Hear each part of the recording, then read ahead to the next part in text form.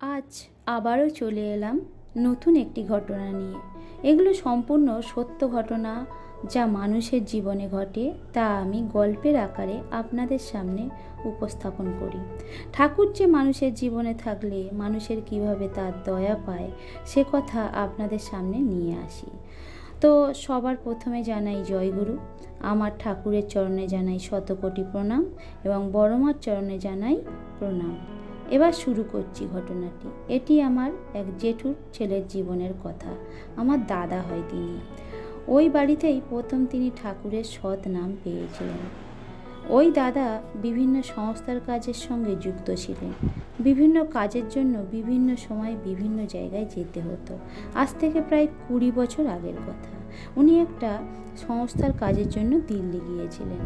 তো সেখানে এক সপ্তাহ থাকার কথা ছিল।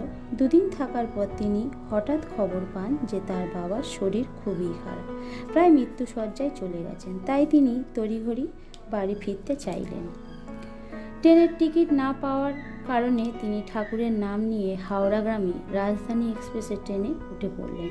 তিনি তো ভাবছেন যে টিকিট কাটা হয়নি, তাহলে টিটি এলে তিনি কী করবেন। তখনই ভাবছেন, ঠিক সেই সময় টিটি এসে উপস্থিত হলেন। দাদার কাছে টিকিট চেয়ে বসলেন। দাদা তো ঠাকুরের নাম করছে এবং ভয় পাচ্ছে ভীষণ। এমন সময় সাদা ধুতি পাঞ্জাবি পরা এক বয়স্ক লোক সামনে উপস্থিত হলেন এবং টিটিকে বললেন যে ওনার টিকিট আমার কাছে আছে বলেই পকেট থেকে টিকিট দুটো বার করে দেখালেন। তখন দাদা তো অবাক হয়ে গেলেন। দাদা ভাবছেন যে আমি তো কোনো টিকিট কাটিনি, তাহলে ওনার কাছে আমার টিকিট এলো কী করে।